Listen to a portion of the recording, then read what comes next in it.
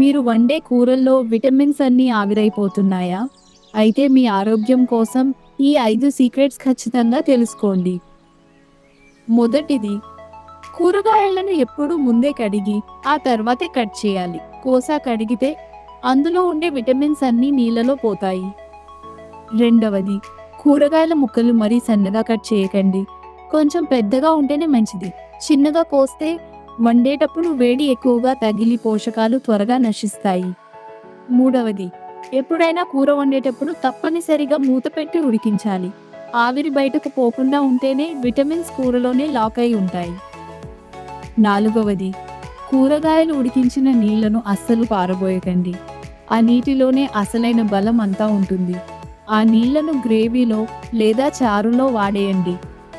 ఐదవది, కూరలను గంటలు గంటలు ఓవర్ కుక్ చేయకండి. కూరలు మరీ మెత్తగా పేస్ట్లా ఉడికిపోతే విటమిన్స్ మొత్తం ఆవిరైపోతాయి.